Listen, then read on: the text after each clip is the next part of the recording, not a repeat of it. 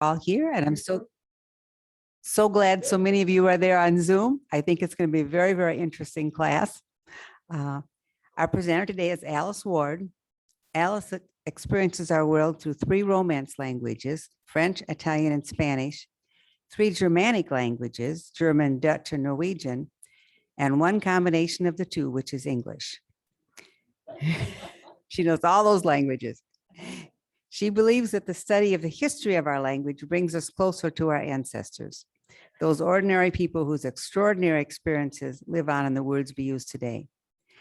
Alice has a BA in English and French from the University of Michigan and an MA in linguistics from Stanford University. She has taught French at a variety of levels before retiring from Central Michigan University and joining HASP. Today, she's here to teach us about the vocabulary of COVID. So now I'll turn it over to Alice. Thank you.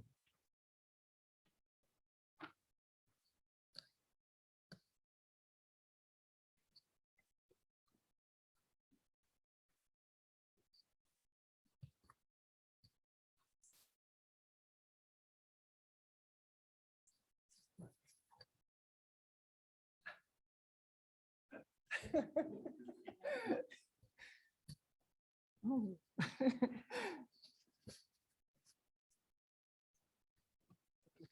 Oh, that's okay, thank you.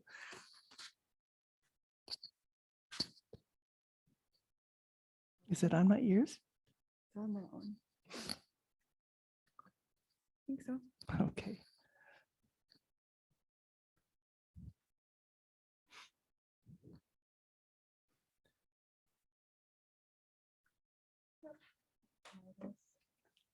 Okay, good.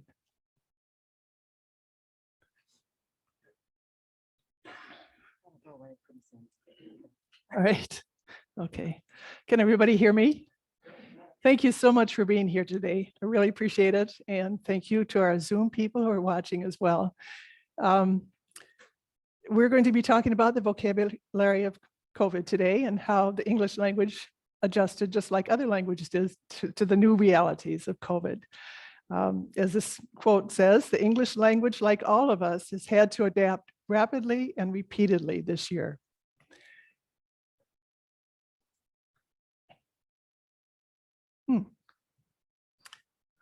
Well,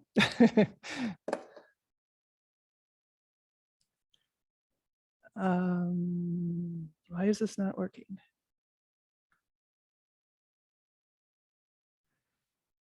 So here's another adaptation.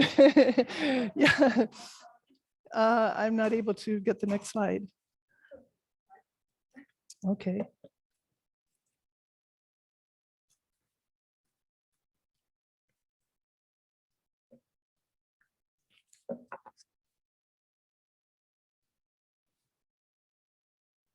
While we're waiting, how many of you have had a foreign language? I've heard Kathy mention German. Germanic languages, Romance languages, other languages. Oh, wow. Okay. And let's see. How many of you have ever read Chaucer? Okay, wow. And Beowulf, Old English? Oh, this is very, very impressive. Maybe you should be up here. That's great. Yeah, so you will, a lot of these things will ring a bell.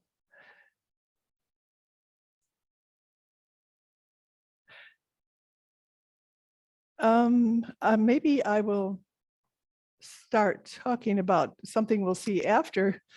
And the quotation that we just saw is from Oxford Languages. They're the company that published the famous Oxford Dictionary and other dictionaries. And they have what's called a monitor corpus. Many dictionaries do this now. They have a huge amount of actual spoken or written English. For Oxford Languages, it's 11 billion words, if you can imagine that. So, and every day, it's called a monitor corpus. Every day, there, okay. All righty, thank you. So every day, the computers check news sites and they take notes of the words, and then the lexicographers and others can analyze the words and see what people are really saying, what's becoming more frequent, what words are used together. And so that's where some of the quotes you're going to see come from the people.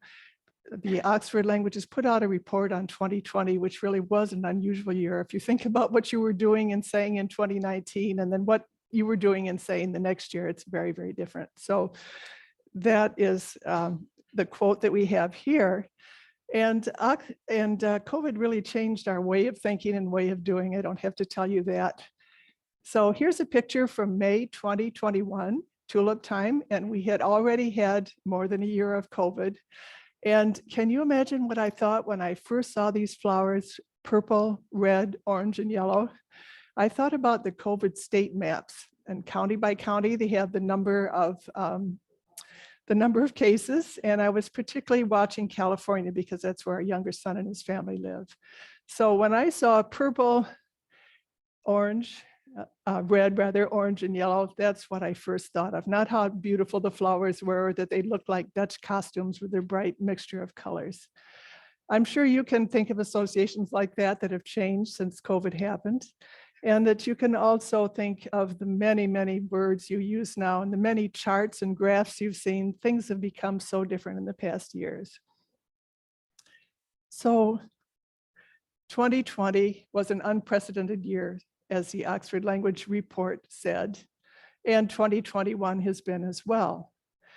You can see the words on the left, they're very dramatic, seismic shifts in language data. So these 11 billion words and counting that they have and are going over, and they're not random words, they're obviously in sentences, so you can see how words are used together.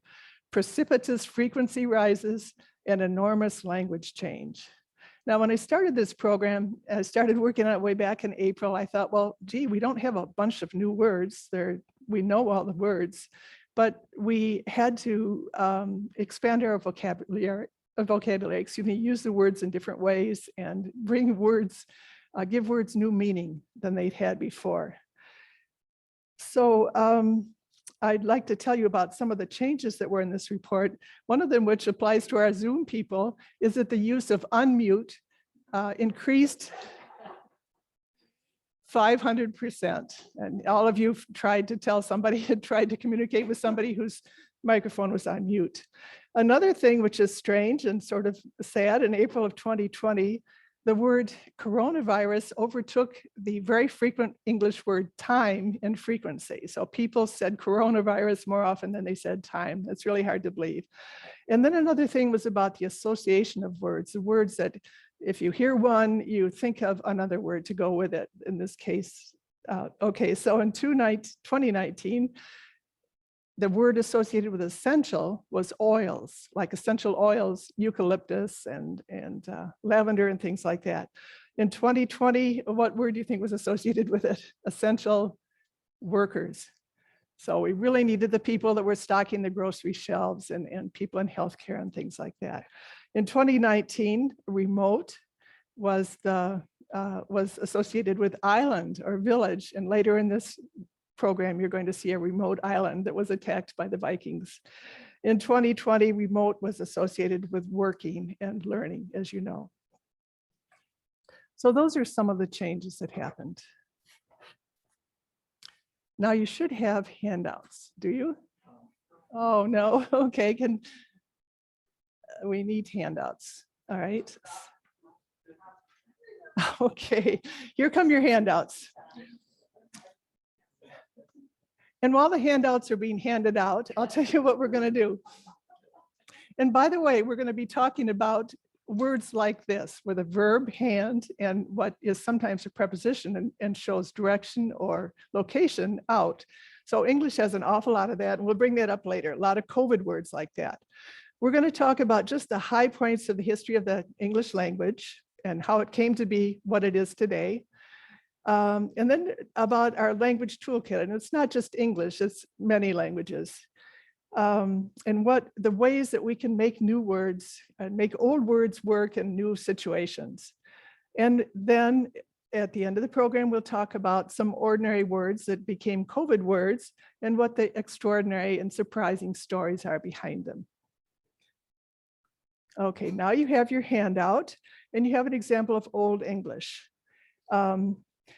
It was the Germanic tribes who came to England in 449 when the Roman soldiers had left and England was no longer defended. And so that is the reason that English is a Germanic language. But as Kathy said in the introduction, it's a combination because there's a lot of French words and a lot of Latin words. And so it looks a lot like Romance language too. So we'll talk a little bit more about that later. Well, this is a verse from Matthew. Can you see any words that look familiar in there?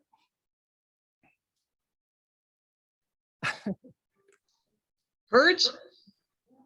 Herd, yes.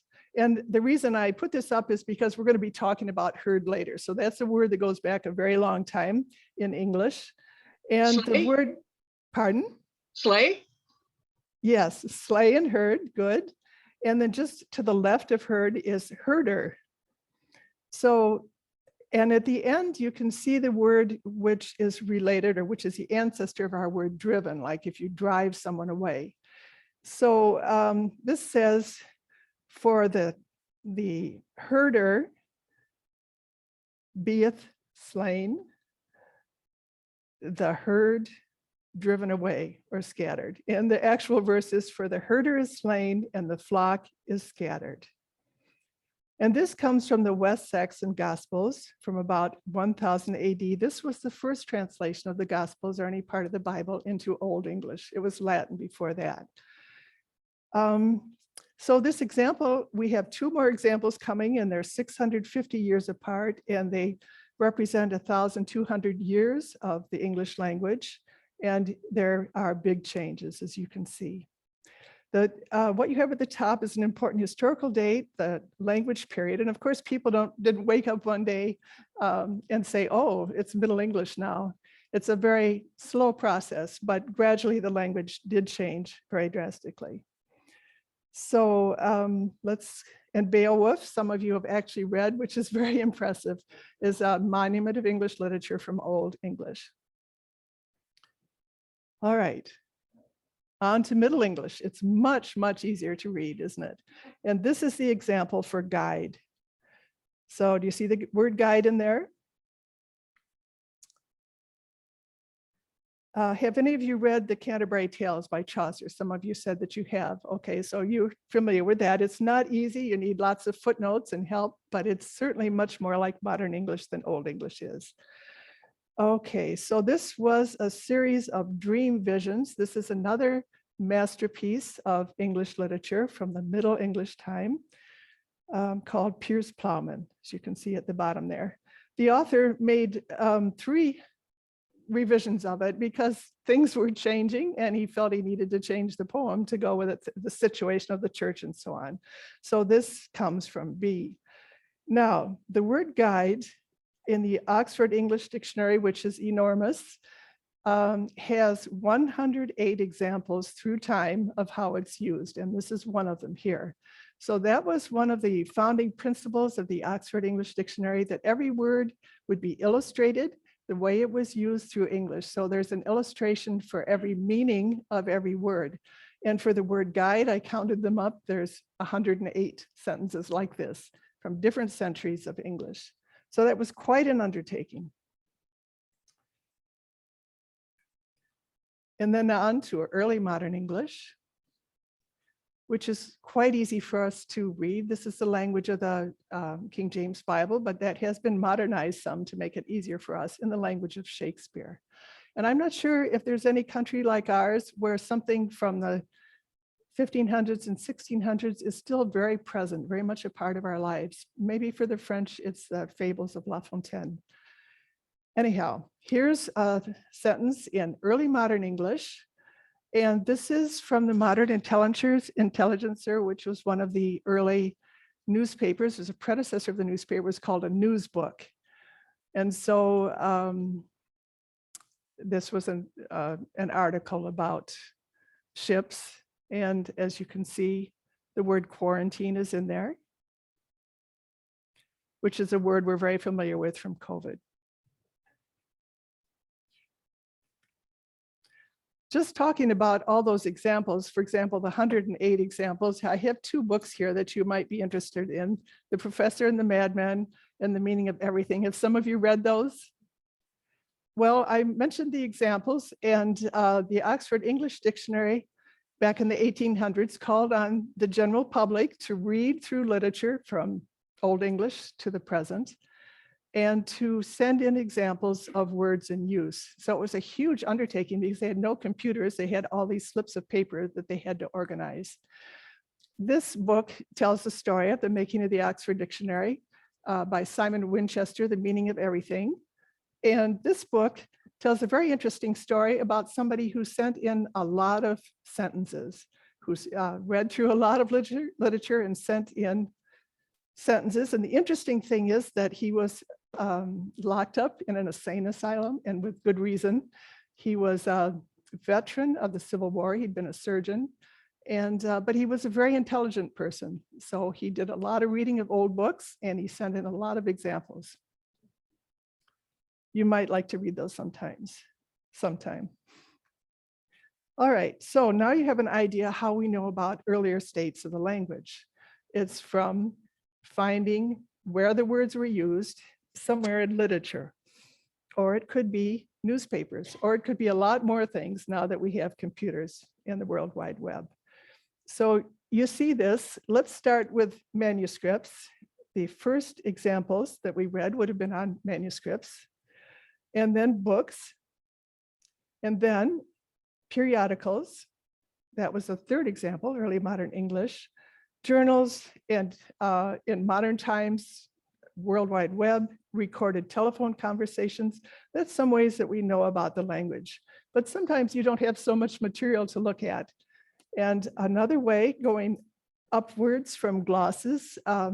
Glosses are something that many of you who took foreign languages probably engaged in. That's when you write the English word in the margin of your French book or whatever it is, or you write between the lines what the words are. Well, that helps us see when one language is transitioning into another, like Latin into French, or German, or the early days of English. Then there's inscriptions, and in the case of the Germanic language, they were in runes. You see those straight letters that could easily be carved into stone and wood. And there's even graffiti. I think in the Netherlands and other places, they found places where soldiers, Roman soldiers, have written something on a wall.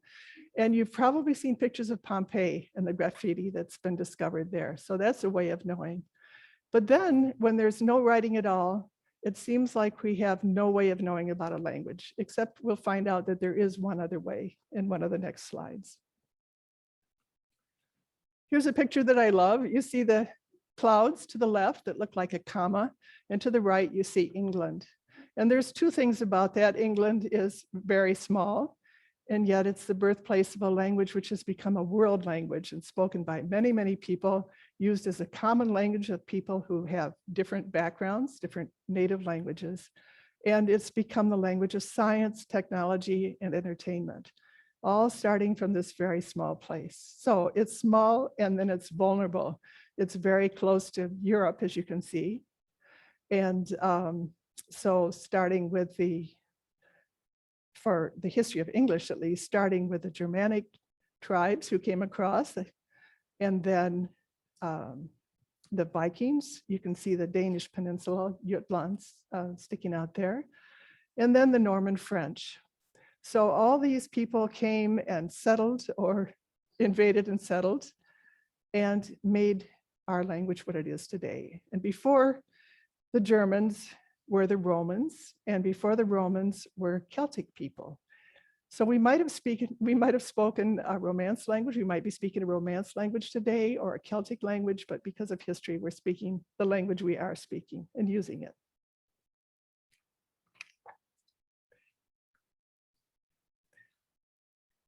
In the 1800s, language scholars began to realize and feel that there was one language which must be the ancestor language of many, many languages in Europe, Northern India, and other places, because those languages had so much in common.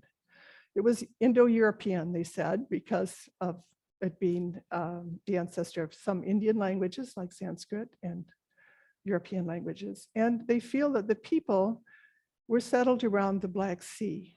So that's between the orange and the red. And that they gradually spread out, to the east and the west.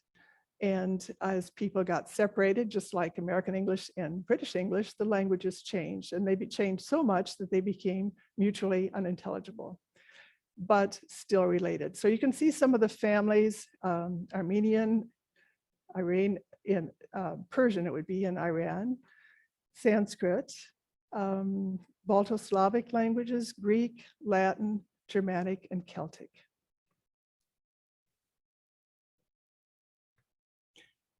A lot of exciting things happened in the 1800s. We don't always think about it. Charles Lyell pointed out in his Principle of Geology that the Earth was much, much, much older than people thought it was. And when you see the scale of geologic time, it is a very impressive thing, a long amount of time. And Charles Darwin was influenced by Charles Lyell's work, and he had it with him on the Beagle and read it. In 1786, a very gifted linguist who knew lots of languages, Greek, Latin, Sanskrit, and many others, noticed, as some others had before him, that there were similarities between the languages, and he wondered if they perhaps had been descended from a common language, just like French, Spanish, Portuguese, Romanian, and so on, were descended from Latin. So the 19th century philologists, the people who studied language, worked hard to reconstruct this ancestor language, which they called Proto-Indo-European, by comparing the different languages that appeared to be in the same family. So nothing has ever been found that's been written in this language. It's been reconstructed, but it seems that there must have been something like that. Then, as you can see, this is about 110 AD, when the Roman Empire was at its greatest extent, including Britain. But the German tribes were there and restless, and they were soon going to go to Britain and settle there and continue to fight with the people who were already there. So the Romans were in Britain from 43 AD to 410 AD. And 410 AD, they realized they needed to call their troops back because Rome was threatened. And so Britain was left unattended, unguarded by Roman soldiers, and the Germans began to come in. And as I've said, that's the reason that English is a Germanic language and doesn't belong to some other language family. And I understand that they weren't always there for war. Some of them were just settled, but they did take over Britain. Okay, and then later on, the Vikings began to come. They were the next ones. So in 595, St. Augustine, not the famous one, but another one, came from Rome. He was sent as a missionary to the English, the people living in Great Britain. And after that, it was a time of flowering of manuscript making, some beautiful illuminated manuscripts, and church art. And this was a beautiful monastery at Lindisfarne in a remote island, isolated and undefended. And the Vikings must have been shocking when they came in 793 and burned and destroyed and killed the people who were there. We do have some Scandinavian words in English, but not a real lot. So they continued to be a problem for a long time.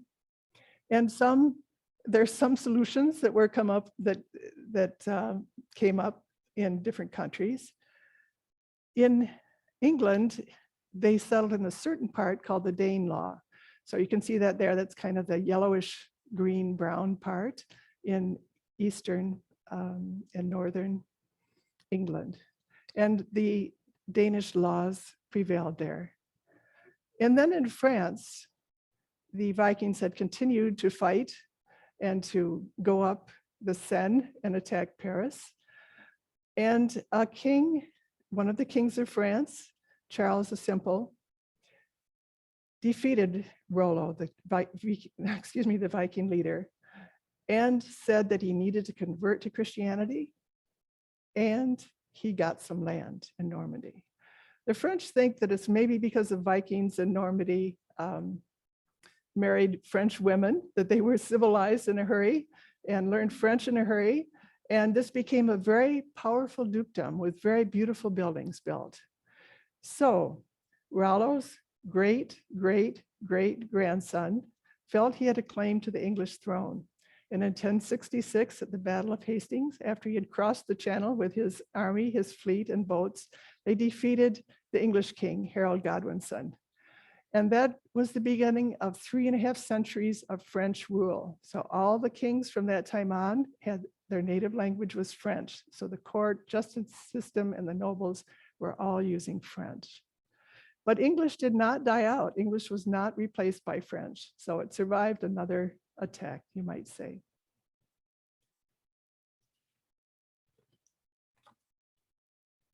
And here is a wonderful tapestry. Have any of you ever seen it? Which some of you have, that's marvelous, which commemorates the Battle of Hastings. We have to say in Harold's defense, the English king, that he had just defeated the Danes farther north, and he rushed down to the south with his army, but was unable to defeat the powerful Norman French. And Normandy, of course, shows you that it was Northmen who settled it. Now we're going to go a little faster through time, but things are beginning to change. And I think the beginning of our modern era happened between the 15th and the 17th centuries. In Dutch classes that were with Phil Van Uyl, who was president of HASP at one time, we have been reading articles about the golden age in the 1600s. And I can clearly see that the beginnings of medicine, modern medicine, and science happened in that period. So some things that are related to England and Great Britain, William Caxton introduced printing in 1476. So that meant there were lots of books, lots of inexpensive books. And the first exploration, John Cabot to Newfoundland early on. And that was the start of overseas commercial ventures and colonies for England. Beginnings of modern science, and English was beginning to replace Latin for scientific writing. So people communicated with each other, scholars and researchers, by Latin across national borders. But in many countries, and including England, English was gradually replacing Latin. The next thing is astonishing, all the words that came into English at this time. After the period of French rule, of Norman rule, many, many French words came into our language, and that's why it looks so much like Romance languages. But 8,000 life science and physical science words entered English, and 90,000 words that were first referred to in between the 15th and the 17th centuries. So that's astonishing. In the 18th century, and I'm not mentioning plagues or wars or anything like that, there were plenty of those, but just some things that have to do with the growth of the vocabulary of English. So the Enlightenment, the beginning of the Industrial Revolution, and many new processes and products and so on. The first dictionary that was attempted to be a dictionary of all English words and not just special ones or hard words. The American Revolution, that meant America went its own way, and the French Revolution, and then inventions, as you see, such as the sextant, cotton gin, lightning rod, due to Benjamin Franklin, and the steam engine. And in 1796, and that's kind of important for our talk today, the first successful smallpox vaccination. 19th century, a lot of changes, new technology, a lot of mobility. People could get farther faster, so there was more intermixing of people and chances to exchange ideas. Communication, and then the phonograph, and we often think of that for music, but it was important because it was the first time you could hear spoken language from earlier periods, the first time ever, so that's pretty recent. The British Empire covers 20% of the global landmass, and that's amazing in the 1900s. And of course, a lot of words came into English from the British Empire. Just to mention India, shampoo and bungalow came in from the colonies in India. So the number of speakers of English increased dramatically. And of course, the US was rising to power. And then the 20th century, our century. So you remember these things, some of them, of course, not the invention of the airplane, I don't think, but the expansion of the highway system. Do you remember your first ride on an interstate? What a special thing that was. And think back about the words you used in like roadside park when they were still just 2-lane roads. So that's been an increase in our vocabulary personally and as a language. And automobiles have become so important. Space exploration, scientific discoveries, and medical advances. Movie, radio, and television, which English dominated in many ways. And then computers, which also the English language is important. And a lot of countries like Iceland are worried because the young people are on the web all the time and they're seeing English all the time and not having as much exposure to their own language as they might. Another thing about Iceland, of course, is they were not overrun by the Romans and the Vikings and the Germans and so on. So that language has stayed pretty the same for a long time. And so here we are in the 21st century, and we're about to go on to the next part, but I have an activity for you. So we're in the 21st century, and the Oxford English Dictionary has 400,000 plus words. If you can imagine that, that's a lot. But recently, I don't know if you have seen this before, in 2015, an author decided that he would use just 10,000 words to describe modern inventions. And so, and it says it's a thing explainer, complicated stuff in simple words. So 10,000 words as opposed to 400,000 words. See if you can guess what he was describing. So a big tiny thing hitter is a Large Hadron Collider, and a food heating radio box is a microwave. So what might a sky, don't say it out loud, just think, a skyboat with turning wings, a lifting room with a lifting room, the big flat rocks we live on, or a skyboat pusher? Just take a few seconds to think about that. And Zoom folks, you think about it too.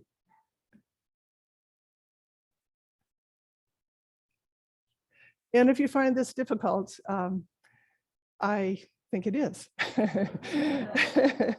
All of these words have an easy one word that came from Greek through by way of French, most of them, in some cases Latin.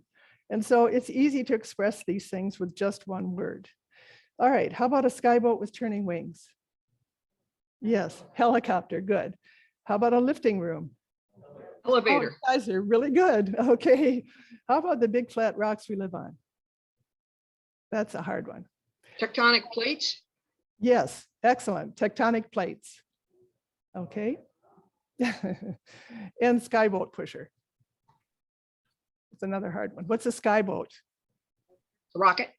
An airplane. Yes, it could be a rocket. That's right. In this case, it's airplane. And you know, we do say spaceship. So this isn't so far-fetched, but the pusher is the jet engine. So he explained the jet engine. So if you want to have a gentle laugh, it's really funny to read how he used simple words to explain very difficult things.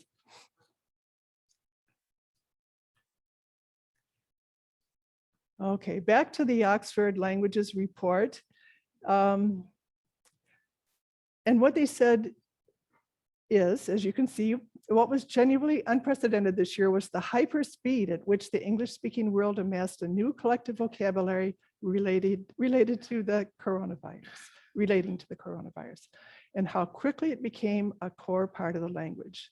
And again, if you take yourself back to 2019 and think none of these things, none of these charts and graphs and words and masks, we couldn't even imagine that was coming. So we are going to talk about some of the ways in which English adapted. And one way was using acronyms, and these two are extremely important. COVID-19 was introduced on February 11th, 2020 in a report by the World Health Organization. And as you can see, it's made up of the first part of coronavirus and disease in 19. And then the virus that causes it, they also gave a name to severe acute respiratory syndrome. Now, I could never think of what the A stood for. I thought it had, and because I don't think we see the words severe and acute together very often, do we? One after the other. So that kind of indicates what a serious thing this is. Another thing we can do is do acronyms again, but they're called initialisms. They're not pronounced like words. We just say the letters 1, 2, 3, or however many they are. And this kind of tells the story of COVID. At first, it seemed to be just limited to a certain place, and then it was a worldwide thing. There was a shortage of personal protective equipment, and many people, the ICUs were overloaded. Messenger ribonucleic acid brought a ray of hope into all of this. And the HEPA filters also are hopeful as a way of filtering out the coronavirus. Another thing is that proper nouns became very important, the names of pharmaceutical companies. And how many times did you ask people, which shot did you get? Over and over again. And have you gotten the booster shot? So this is all very important. The one we're going to talk about a little bit more is Pfizer BioNTech. Now, when I saw BioNTech, I thought that N was like the reduced and in salt and pepper. But it's not, as you can see. It's biopharmaceutical new technologies. And the interesting thing is that this is a German company in Germany. It was started by 2 Turkish immigrants. So I think this shows that English has become the language of science because they have named their company not with a German name in Germany, but with an English name. Now, Pfizer was founded by German immigrants, Charles Pfizer and Charles Erhardt in Brooklyn, New York in 1849. So every German knows that that's a good German name, but we don't pronounce it the way the Germans do. And there's something interesting about this, I think, for if you like the history of languages. We talked about how the language scientists in the 1800s and 1900s, and even now, tried to reconstruct a language that could have been the ancestor of all the families of languages, a large family of language in Europe and other places. German broke off from the other Indo-European languages in the 1,000 years BC, and that was the first German consonant shift. So the Germanic languages like English, Dutch, and German, the North Germanic languages, the Scandinavian languages, all went through this shift and became different in that way from other language families. But then there's a second High German consonant shift. It's not called high because it's fancy German, but because it started in the Alps, so literally high. That started between the 3rd and 5th centuries and went on until the 8th century. So the Germans would pronounce this Pfitzer. And that's because of the change in the way the consonants are pronounced in High German. But we would pronounce it Pfizer, and the I would be different than most European languages pronounce I's because of the great English vowel shift that went on from the 12th to the 18th century and was especially prevalent in the 15th to the early 16th. Now, imagine that you all had name tags in front of you sitting on the table. And then you decided that you were going to move one chair to the left. So after that, you, the person behind the name tag, would not correspond to the name tag anymore. So that's kind of what happened. We think that there's only 5 vowels because there's only 5 vowel letters, but there's about 14 vowels in English, and it has differed through time. But this affected the long vowels, so the vowels that were held out longer. And that's why, so just as you shifted places and your name tag isn't your name tag anymore, that's why it's so hard to spell English. One reason, because the way the words are spelled does not correspond to the way they were pronounced after the vowel shift. And that makes it hard to teach reading and hard to do spelling as well.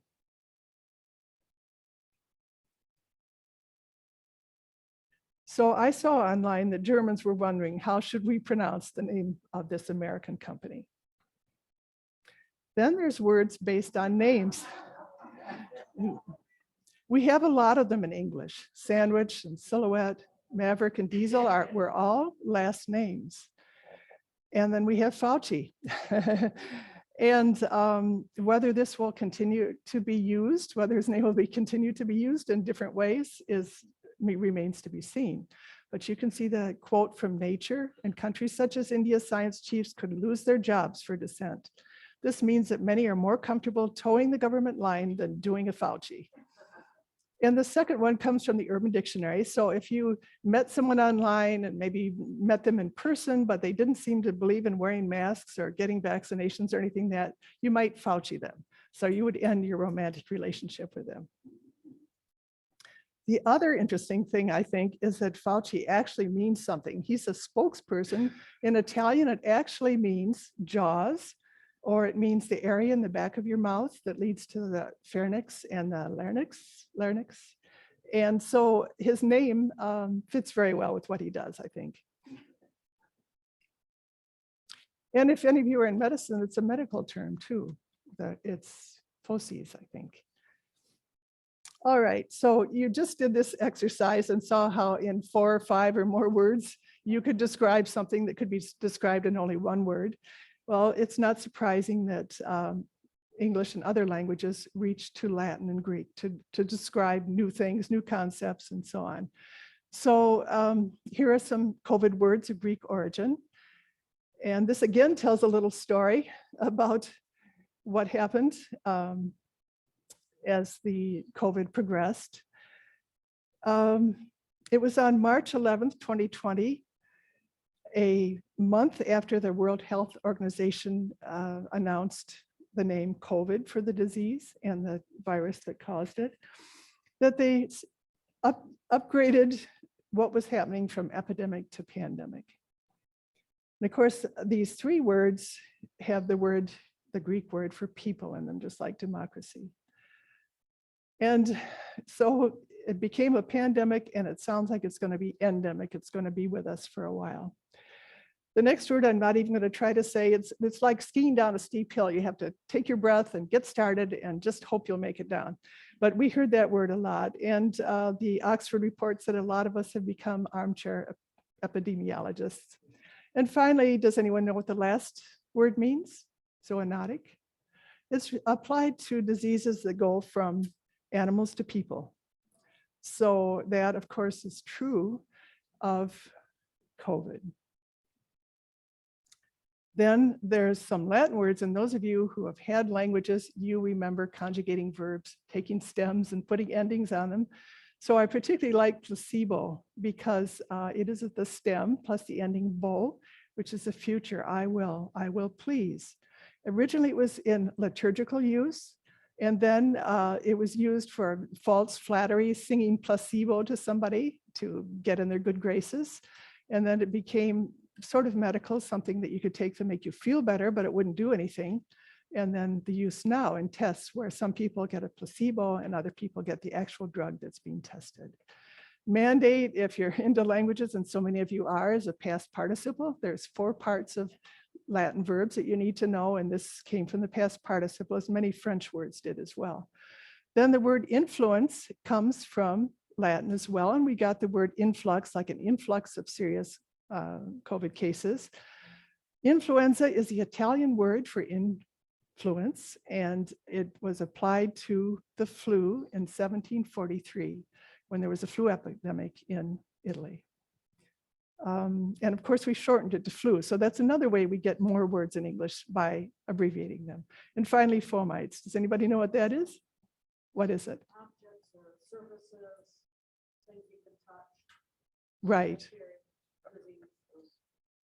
Yes, right. Objects and surfaces that you can touch that carry disease.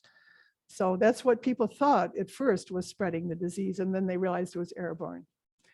And the interesting thing about the Latin word is that it's kindling. So this is something that starts a fire, these germs that are found on surfaces. Okay, so one way, English is full of Latin words and Greek words. Some of them have come through French, and some of them were taken directly from Latin. But in modern times, not back in the times of the Roman Empire. Now, what do we do with the words we have? We have lots of words in English. Well, to get more mileage from the words we have, you can use them as different parts of speech. So you probably had COVID hair because you couldn't go to the barber. You couldn't go to the barber and you couldn't go to the hairdresser. And then I actually heard this next sentence myself by some high school classmates who were sitting at my table at a reunion. I overheard their conversation. Was the Jackson County Fair held last year? No, it was COVIDed. So that's, have any of you heard anything like that? Okay, that's a very economical way of saying what happened. What? I suppose so, yes. And you know, we know that young children who are learning the language and poets and others find very creative ways to use words, very creative and unexpected. So there's a little bit of poetry in the childhood in some of the words that we have seen. All right, so so COVID started out as a noun, but it can be used to modify another word, say something about another word, and it can be used as a verb.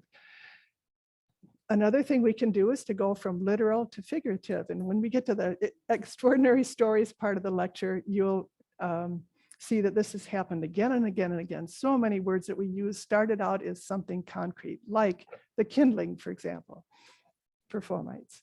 So a super spreader can spread disease or also can spread misinformation.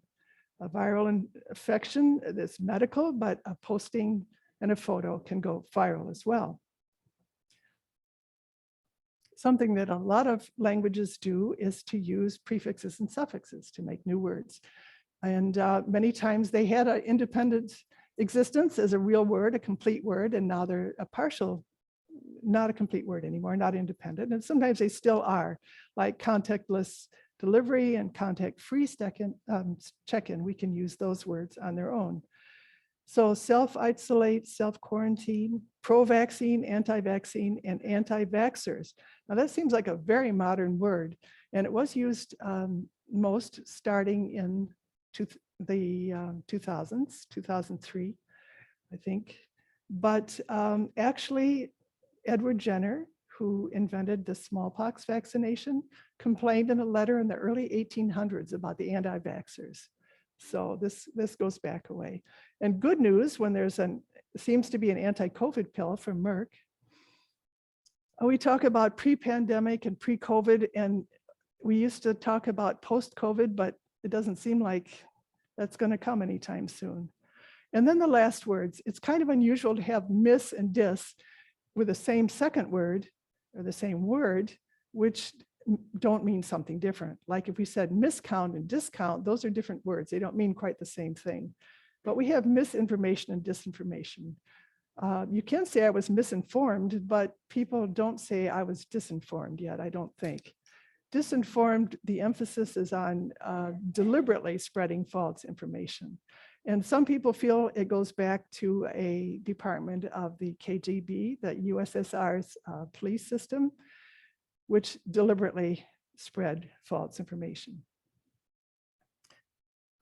Now, in the COVID crisis, the French made good use of prefixes. They didn't borrow the word lockdown like the Germans and the Italians did from us. They just used these two prefixes to say in one word what we would have to say in many words about lifting the lockdown or lifting the shelter in place mandates and so on. And the French linguist who pointed this out said, "Ça fonctionne bien." This works well, and it does.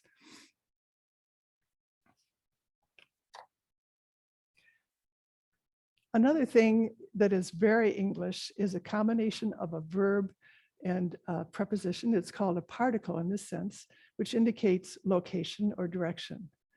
Now, and they have in many cases lost their sense of direction. So if you drove up to get a vaccine, you didn't go up a steep slope, you just drove right up. You didn't have to, it was easy to get there and do it. When we say the ice is breaking up in the channel, it doesn't mean that pieces of ice are flying into the sky. Or that when we say my car broke down, it doesn't mean it collapsed in a heap on the shoulder. Thank goodness. But so in some cases, this does mean that you went in or you went out, and in some cases it doesn't. Though some of you raised your hand that you'd studied German, so you know about separable prefixes. Remember how they moved around the sentence, and yeah, sometimes at the end, sometimes stuck on the word, but they don't do that in English anymore. But that's a Germanic thing, and that's a thing which makes foreign learners of English tear their hair out, because it's very hard to guess the meaning of these by looking at the two words, very hard. So anyways, people did everything they could during COVID to make it easy to get tested, to get vaccinated. And so we had pop-up, drive-up, walk-in, drive-in, drive-through clinics and testing and vaccine sites. And then to protect us, there was curbside pickup. And there's more. These words are written as one, they're nouns, or they modify another word. So outbreak, underlying conditions, lockdown, social upheaval, which we experienced a lot of, rollout of vaccines, vaccine holdouts, and breakthrough COVID cases in people who'd already been vaccinated. So I want you today to think about it, catch yourself every time you use something like this. We really do this a lot in English. This is very English and very Germanic. And so this is a large part of our important COVID vocabulary. Now, the Germans are famous for long words. And this one, the top one, has 29 letters in it. And I did not have to search for days and days to find it. By the way, I have been working on this since April of this year. I've been finding words, listening to words, reports, and reading, and doing research on them. So it's exciting to actually be here today to share it with you. Anyways, this word, this very long word, means childcare facilities. So that was important. And again, each word is independent, and they have endings on them, like the plural of Kinder and so on. Then the next one is Dutch, and that is a close second with 26 letters. And there's something unusual about this one. What do you notice? This is a Dutch word. I mean, it's in Dutch. It starts out in English, cardiac Yes. caregiver, I guess. Right, care, it something. has two words, and it is someone who's an expert in cardiac care, a nurse in the cardiac care unit. I noticed that they have abbreviated it to CCU, Verpleegkundige. So you see, it's hard to separate the words for us. You see the two C's together. I don't think we ever use more than 3 words stuck together, 3 independent words, but that's another assignment for you. Please tell me sometime. My email is at the bottom of your handout.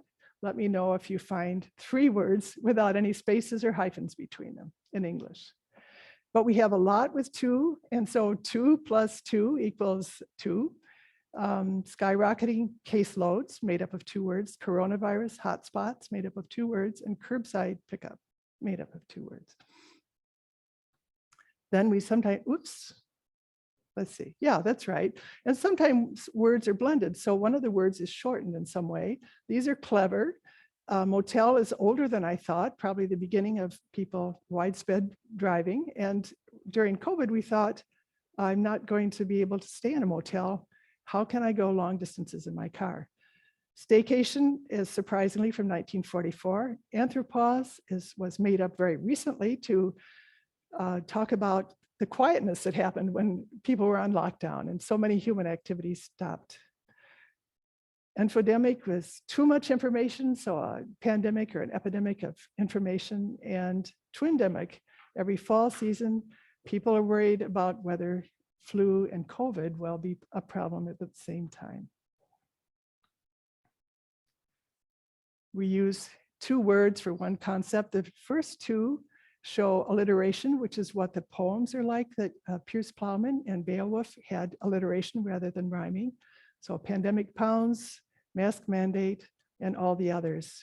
Social distancing, the Oxford Languages report says, was much more popular than physical. Physical distancing never really caught on. And mask shaming, you can shame someone for wearing a mask and you can shame someone for not wearing a mask. So that's a contronym. It has 2 opposite meanings. 3 words for one concept: stay-at-home orders, shelter in place, face-to-face teaching, and back-to-school experiences. Spanish flu and German measles. The Spanish flu did not start in Spain, and German measles did not start in Germany. The German doctors were the first to identify it. And remember, we were saying the South African variant, and we were saying the Indian variant, but the WHO realized that that's not a good idea. They decided to use a Greek alphabet to name them. And hopefully they won't have to go much farther through the alphabet. And as their guidelines for naming diseases takes into account that naming a particular country, community, or economic sector in the name of a virus can have serious negative impacts on those particular communities and their social and economic welfare. And we did see that. Well, we have finished. We're on the last third now. We're in the home stretch, and I think this part will be a little faster. We're going to talk about some of the surprising stories that our COVID words that you use every day have. And behind these words are astronomy, botany, clay pots, cows, grafting plants, hills, knowledge, linen, lumbering, the number 40, and freedom from obligations and taxes. Does anybody know what some of these words might be? What be some of the words that we use all the time might have this background? I wouldn't. Most of them were a surprise to me too, so. All right. Let's start out with test, a word that's been in our vocabulary and on our minds for a long time, ever since we started school. It came into Middle English via Old French.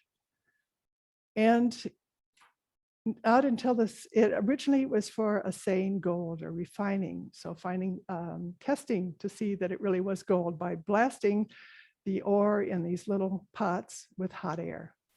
In 1650s, it became a test of the quality of anything. And in 1895, the French borrowed the word back from us because they had not used this word for test. They had two other words that they used, and one of them is related to our word exam. And have any of you heard of the Stanford Binet intelligence tests when we were children? Those were a thing. And Binet was the French psychologist who borrowed test back from English, an original French word. Now, I have one more thing for you to do, your own activity. And that is sometimes there's something humorous about words. And here is a case that I will tell you about, which is related for the word we just saw. The Latin word was testum. And this is a word that came from testa with an A in the end. So just thinking or writing down if you want to, how many slang or humorous names can you think of for head? This.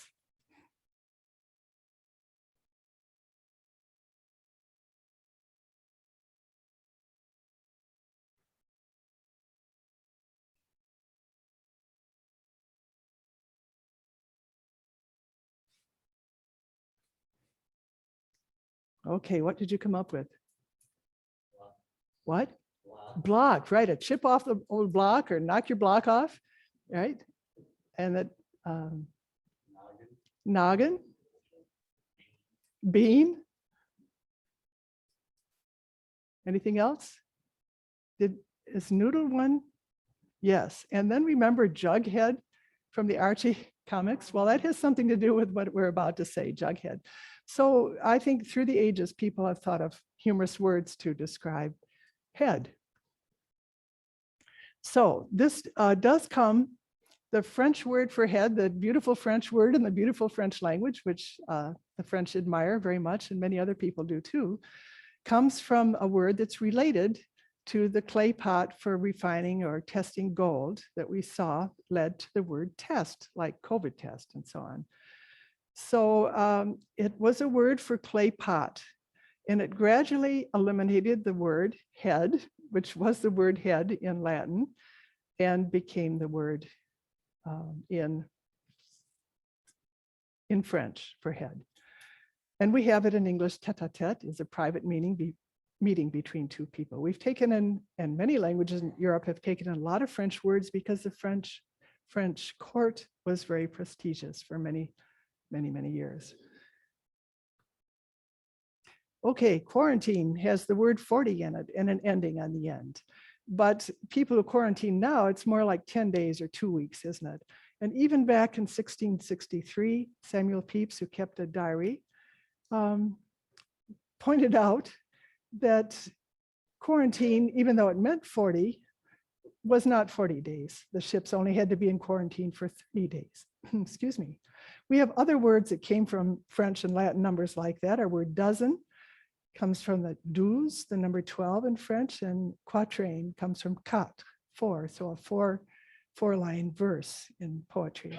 At first, quarantine had a religious meaning because it referred to the 40 days that Jesus fasted in the wilderness.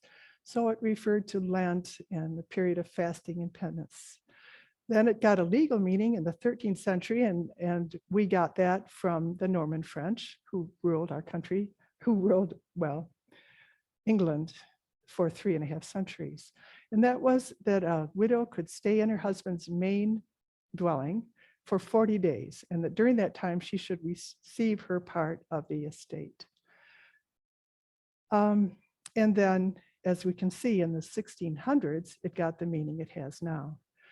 Some of you may remember the explosion in the port at Lebanon. It was in a neighborhood, or a neighborhood called Karantina was affected because that was a place where a quarantine facility was founded in 1831. Those are called lazarettes, not because of Lazarus who rose from the dead, but Lazarus who had sores all over his body, Lazarus and the rich man. So that was another example of quarantine. Then coronavirus. Now we're going to have some pairs. There are some words that are made up of 2 words. It's just like a marriage. Each separate partner has their own story. And then when they get married, they have a story of their relationship together. It starts over. So we'll talk about the first word and then the second word and then the 2 words together because each one has a different story. It comes from corona, comes from the Latin word for crown, corona. And we got it through Anglo-Norman French. So after that, they invaded Great Britain. And the word changed, as you've seen, English words change over time and became crown. But then we went back again and borrowed directly from Latin texts and used corona for coronation. So we have a learned version of that word and we have a common version that went through the process of change being in the English language for a long time. And you can see it's used in botany, the crown, the corona of a flower, and of course, the small circle of light around the sun or moon.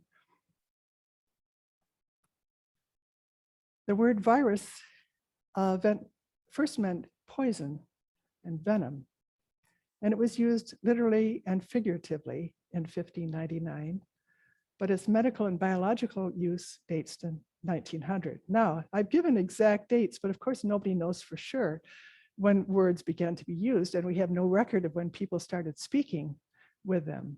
We just know when they appeared in writing. And Oxford Dictionary would like you to help if you want to go through Middle English and Old English literature and other early English literature and see if you can find an earlier time for words, and then they will change it in their dictionary because they have online dictionary and they're constantly making revisions.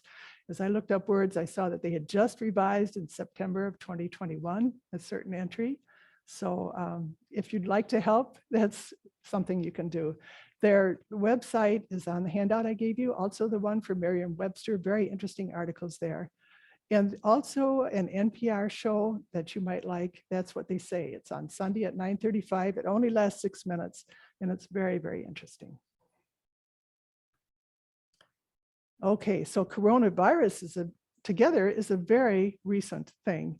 It was first used in print in 1968 because previously unknown viruses appeared to have a halo around them. And now we know a lot more about those viruses, don't we?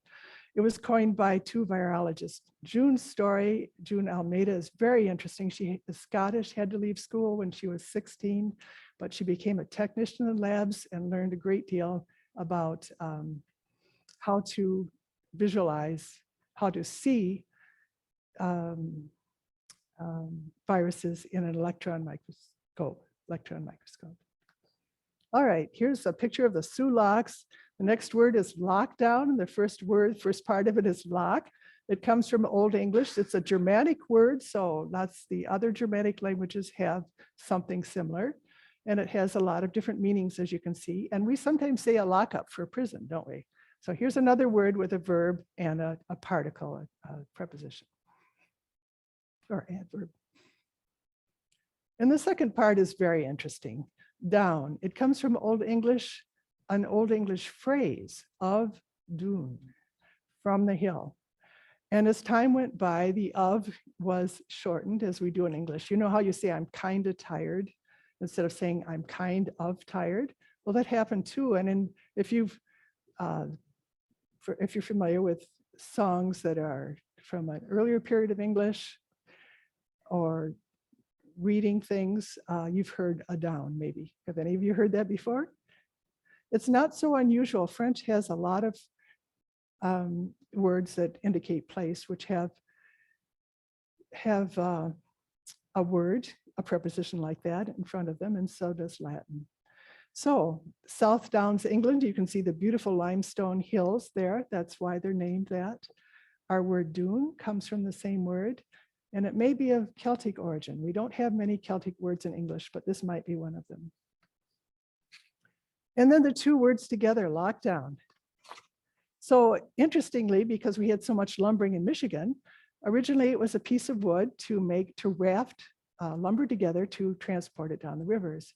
And then 1973, it's attested for confinement of prisoners to their cells after a riot, for example. And then 1984, the use that we have of it now. Well, the Germans in 2020 voted for this, at least 118,000 of them submitted words, and then a jury selected one. The word of the year is lockdown. Because German and English are both Germanic languages, you can see a lot of words that are similar. Word and year and youth, Jugend. Then they have Unwort, and they have used just the un, which we use in English to make another word. So this often means an inappropriate word or unsuited word, but it also means a word that is misleading or divisive. And so they chose the word Corona Diktatur, to which people were applying to the public health measures that the government was taking. So that's not a good word. It's a word that we can easily read because both the Germans and we got the words from Latin. And then finally, the youth word of the year, lost. And that certainly does describe the experience of many young people. It's been a very difficult time for them. Well, lockdown was borrowed into German, but it couldn't just take its place the way it was. First of all, it had to be written with a capital letter, because since Martin Luther, all nouns are written with a capital letter in German. It makes them easy to find, though. Those of you who've had German, it's easy to find your way in a German sentence. And then all German nouns have to have a grammatical gender, masculine, feminine, or neuter. It has nothing to do with the object usually. And Old English had that too. So we can be glad that we didn't have to study Old English starting in first grade. English has got much, much simpler. And that's usually what people learning English say, that the grammar is very easy, but it's not that easy to learn. Yes.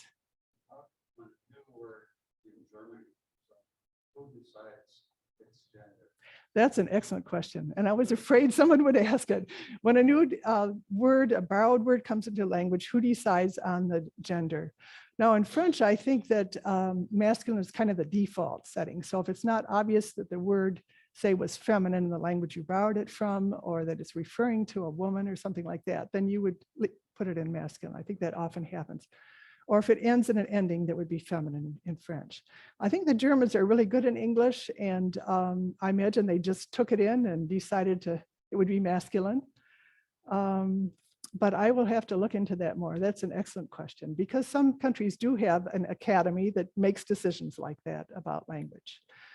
But anyways, you do need to know, because as you can see, the word the has many different forms. It did in our Old English sentence that you had on your handout there. And so you need to know in order to combine words properly with each other in German. All right, on to the next word, guideline, and talking about guide first. Guide came to English through French, but the French themselves did take in some Germanic words, and guide may be one of them. Now, and it is related to the Old English word to know. You perhaps have heard I wot or to wit, which came from that verb which we no longer use in English. It's related to modern German wissen and Dutch weten, and a Sanskrit word for sacred knowledge, the Vedas. You may have heard of scriptures of Hinduism. And you might say, well, how could a word that starts with G be related to words that start with W? But you can see that we have pairs in English. The French did not have W in the alphabet, so they wrote W words with GU. So we have the pairs guarantee and warranty. And then William the Conqueror is Guillaume le Conquérant in French.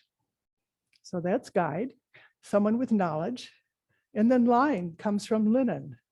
And the Germans also adopted Latin words early on when the German Empire was still going strong and the Germanic tribes were there. So it comes from a Latin word. And just an aside, the word heckle, and thank you for not heckling me today, that also comes from the production of linen with flax. It was a comb that was used to split and straighten the fibers. So the two words together is relatively new, 1785, used in surveying. And then in 1917, or around this time, again, the dates are not exact, became a general rule. And then 1960, it was used as a modifier of other words. And I just put this in here because we have seen monuments of English literature, Beowulf and Chaucer, they've been referred to, in Pierce Parliament, but this is a local newspaper that we know about in a town not too far from here. So the Oxford English Dictionary is looking into things like that. They're using newspapers and many other things to give examples in their dictionaries. Herd immunity, this is another word that we had in Old English. It's common Germanic, so all the Germanic languages have something like that, and it's Indo-European, and it makes sense. People, as they moved across that colorful map that you saw, were probably driving their herds with them so they'd have something to eat in the next place that they settled down. And then immunity comes from a Latin word, and we got it through the period where the French-speaking Normans were ruling England. And it meant an exemption from a charge, duty, legal action, and so on. And also churches were often exempt from secular duties. And we know this meaning from diplomatic immunity. It came to be a medical term in the 17th century. Herd immunity is relatively new. I have seen that it was from the late 1800s and first used with cattle and then used for people in 1927. Inoculate is grafting. And so in the early years, they didn't have a sterile needle. They would make a slit or a scratch in your skin, and they would put some active virus material from smallpox there. And if you were lucky, you would survive and be immune. And but of course, we will see that there was a much better way to do it later on. So apparently May was a good time for grafting peaches in about 1420.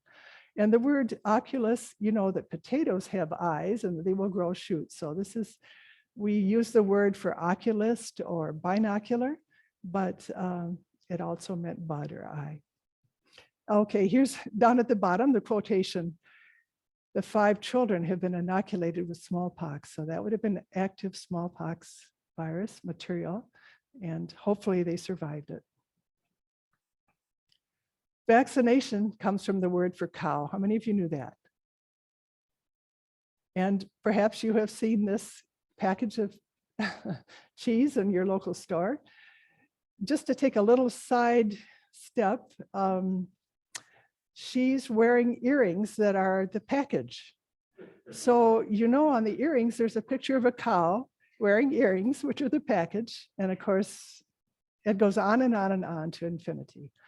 It's called mise en abîme in French, or it's called the Droste effect from the Dutch chocolate, Dutch cocoa, where there is a young woman holding a box of Dutch cocoa on a tray, which of course, does the same thing. We also had Morton salt. Remember that, the little girl with the package of Morton salt? And until very recently, Land O'Lakes butter. So the Indian woman was holding a package of Land O'Lakes butter. But the important thing is cow. And this is Edward Jenner, who, as a physician, noticed that people who got cowpox seemed to be immune to smallpox. And so he inoculated the son of his gardener with cowpox material in 1796, and the boy got sick, but he got better. And so the first safe, you might say, vaccination was invented. In 1798, he wrote a book about it, and you can see the Latin word, first Latin word means smallpox, and the second are cowpox. And so one of his friends coined the word vaccinate, the one we have today. So when you think about vaccinations, think about Edward Jenner and about cows. And cows with earrings. The vaccination had the word cow and was for smallpox at first, but eventually Louis Pasteur applied it to all kinds of vaccinations in the late 1800s. And here's another case of a last name that became a word that we use all the time, pasteurized milk. This is the last slide, and there's no picture, but I think you can easily have a picture in your mind. You'll have a video in your mind when I tell you about these words. We talked about the joke, all the different names for head, and the fact that the fancy name, the only name for head in French is kind of a joke too. Well, hesitate has a very physical way in Germanic language, different physical way of expressing the way you feel when you're not sure which choice to take, which way to go. So our word hesitate comes from a Latin word which means to stick, to stammer, or to hesitate. And it comes from another Latin word which means to stick. So we have the word adhere, an adhesive that comes from that. And the IT, which is underlined in the first Latin word, language scholars know that that means the action was repeated. So you got stuck and unstuck, stuck and unstuck. It's called, well, never mind what it's called. Okay, and then we'll go on. So that is the word in English, which we borrowed from Latin, which came from Latin, in French, Italian, and Spanish. So when they can't make a decision, they're stuck. They get unstuck and then they get stuck again. In German, the word is going back and forth. So the sense you go somewhere and think no, and come back, no, and you go back and forth. So that's the motion rather than being stuck. And then the last word has, you might think that looks like a word that you wouldn't say in polite company, and it is, you're right.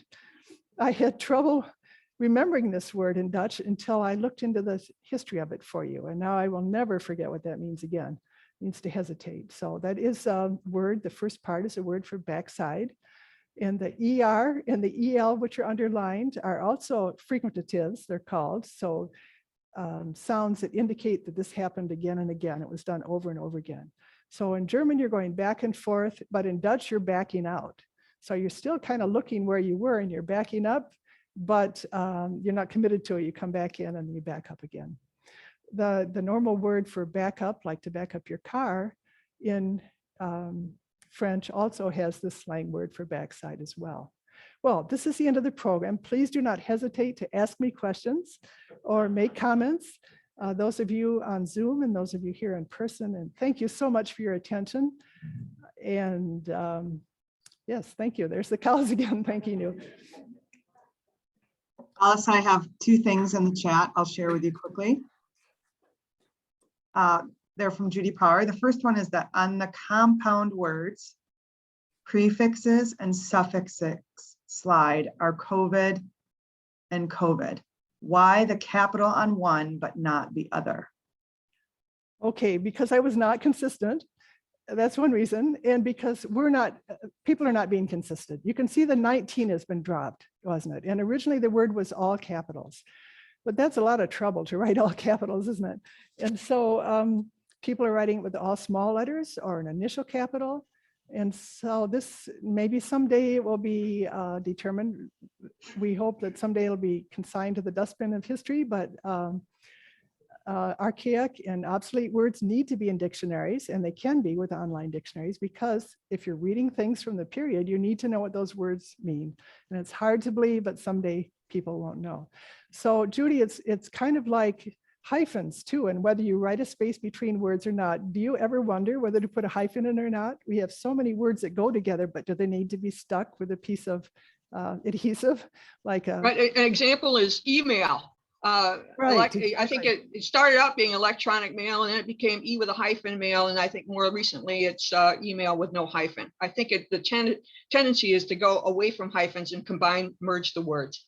I think so too, because it makes it a lot easier, and a lot of the changes in the words that we've seen have been for making things easier. It would be very difficult if we had to say World Health Organization every time instead of saying WHO. So those are some of the ways that we make things easier. And we saw how in some cases, some words using a prefix, like with the French for their version of lockdown, made it much easier than using 3 or 4 words to describe something. Okay, thank you.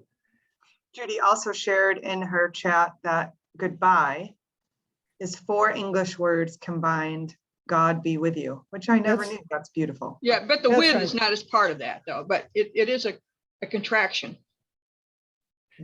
Yes, that is very beautiful. And I guess that's why I like stories. First of all, in the introduction, sometimes I almost have a flash, like I think I'm really seeing something, like I'm seeing the Romans raising their linen sails and hearing the sounds of the rigging made out of linen and the blue sky and the water slapping against the hull. And I just feel like it's a view into the past that we can't have through history books, real people living their real lives. So to think of what goodbye really means, what it was at the origin, is a wonderful thing when you say goodbye to people. Any more questions here? Yes. Could you talk a little bit about translating from one language to another, where the thought remains the same, but how they say it's different? For example, in you say, I like it, Mhm. the Germans say, it pleases me. Yes. So, Mhm. so how does that change? Times, I guess, how does that come about? I think translation has always been a very difficult thing, and people who translate have discussed and have to make a decision about what their philosophy is and how they're going to do it. Am I going to stick as close as possible to the words of the original, or am I going to try to figure out the spirit of it and write it that way so it looks quite different, but it has the same effect on the people? And so it is difficult. And words mean different things. You have to be very careful. You really have to know both languages very, very well, don't you? You have to know them in context and not just from a book. Although I think it's possible to be an excellent translator with hard study. And the other thing I think we've seen is that these words all do mean a lot. And maybe you didn't think about cow when you did vexation, but that is kind of a part of the word. And some words, like the Dutch word for backup, is not proper to use. There's different levels of language. You need to know that. A lot of languages have different U's, as you know, and it's a big deal when you switch from the intimate or the familiar you to from the polite and more distant you to the intimate, more familiar you. So these are all big issues, and there's no easy answer to it. And of course, there's many tools now for translators, many things online, so you can see how are they saying things like this in French or German or whatever. But that's a big issue that you brought up, very important. Just let me say another thing, the 2 poems we talked about were alliterative poems, excuse me. They didn't have rhymes at the end of the verses. And so if you were translating that into French, would you try to alliterate the words? And that would kind of limit the words that you could use. So that's a problem. So some people say, Well, for example, a Dutch linguist was saying they wished that they would teach Dutch more to the immigrants who are coming in because you don't really know the country and the literature and the culture until you know the language. So, yeah. Any more questions? Yes.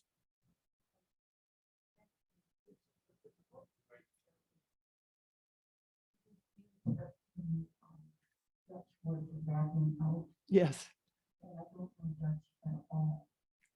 But, you should look at the history. Yeah, I didn't want to utter the name, you know, for rear end that starts with an A. There's the 4-letter version and the 3-letter version. This is the 4-letter version. So yes, I looked up.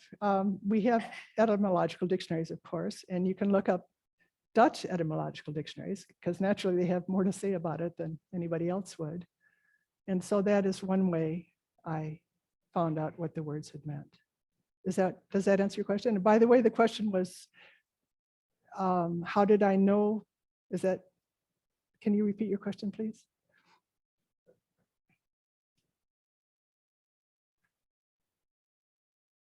I thought I heard you say that you would remember that word, the Dutch word that neither of us wants to pronounce.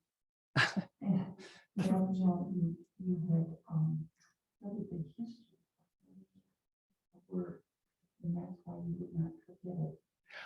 And did you tell us Yeah, the history was, it indicates that you're backing out. You know, we use the word back, don't we? You back out, and that's a part of our body. This is a different part of the body, but you're backing out. And what I was trying to say is I have been reading Dutch articles with Phil Van Isle. He just passed away recently, though. And Ann Larson from Hope College, retired from Hope College. And the word hesitate would come up and I could not remember it. I kept looking up. Do you remember looking up words over and over again, the same word, and forgetting it again and again? So, but when I prepared this, so this is in the past, I've been doing that for a long time. When I looked this up for this program, then I have never forgotten it since. Because I know the story of hesitating, backing out, coming back, backing out, coming back. Now I can remember what that word means. It's kind of an inefficient way to remember words, but it worked for this particular one for me. Did all of you on Zoom hear the questions about translating? Those were good, about how you translate into other languages, what you have to keep in mind. A video or a movie that was 6 minutes long that we could watch? It's not a video, it's on your handout at the very bottom. It's on Sunday morning at 9:35 with an English professor, and it is very, very good. And she asks the PBS or Michigan radio host, what would you say? And today for dictionaries, what people are actually saying and not what somebody says is correct is what they're interested in. So how do you feel about this? Would you use this expression? It's very quick and very snappy and very, very interesting. So I hope if you can, you'll give it a try. Listen to it. Yep. So that was a question about the 6-minute something. It's a 6-minute radio program on Sundays on NPR. It's at the bottom of your handout. one more question?